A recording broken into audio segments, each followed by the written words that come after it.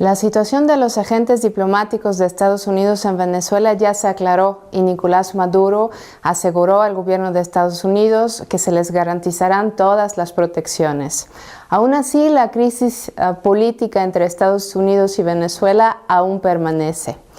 En una reunión de emergencia convocada este sábado a demanda de Estados Unidos, el Consejo de Seguridad de la ONU debatió la crisis venezolana.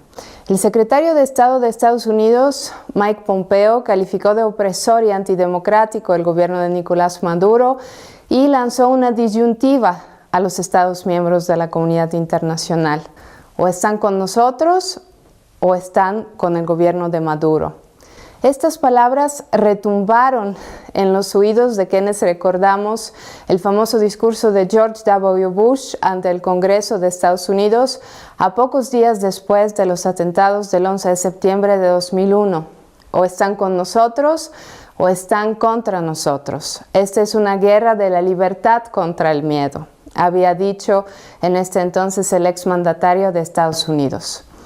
Este sábado, en el Consejo de Seguridad, el representante de Rusia, Vasily Nevencia, replicó a Pompeo y señaló que se debe respetar por encima de todo la soberanía de Venezuela y el principio de no intervención en los asuntos internos reconocido en la Carta de la ONU y en varios instrumentos de derecho internacional. Además, el representante ruso señaló que la postura de Estados Unidos frente a la crisis venezolana no es nada nuevo en el ámbito de las relaciones internacionales. Esta postura de Rusia no se puede entender si no se toma en cuenta cómo ha evolucionado un concepto muy controvertido en el derecho internacional, el de la responsabilidad de proteger. La idea detrás de este concepto sostiene que el deber principal de los estados es garantizar la vida y el bienestar de sus pueblos. Un estado no podría escudarse detrás de su soberanía para cometer en el interior de sus fronteras graves violaciones a los derechos humanos y a las libertades fundamentales de su pueblo. En un caso así, la comunidad internacional en su conjunto debería responder y proteger al pueblo de ese estado en contra del actuar de su propio gobierno. La responsabilidad de proteger ha sido puesta a prueba y ha sufrido daños irreparables en varios casos de la práctica internacional de los estados. La responsabilidad de proteger fue invocada por primera vez en Kosovo y en Irak. Estados Unidos y la Alianza de la Libertad que lideraron desplegaron una intervención militar en el territorio de estos estados que no contaba con una autorización expresa del Consejo de Seguridad de la ONU.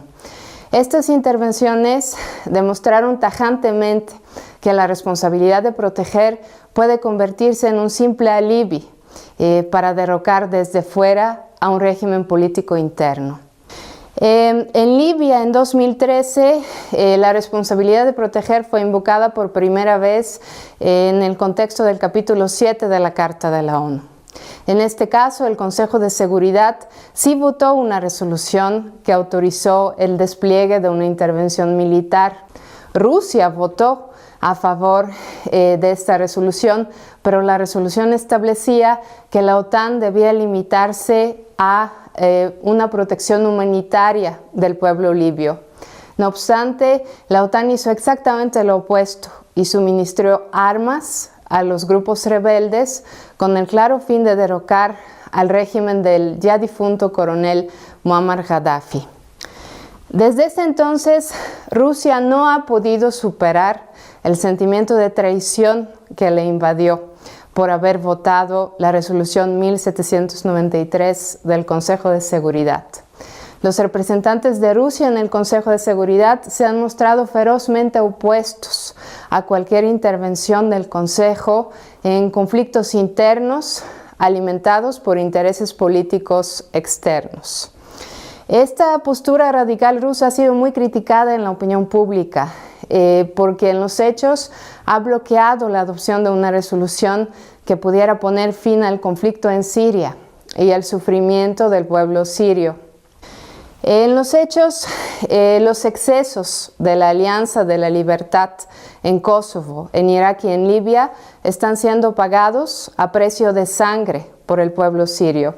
Esperemos que esto no suceda en Venezuela y que las rivalidades geopolíticas y geoestratégicas que caracterizan el conflicto sirio no se repliquen en el caso venezolano.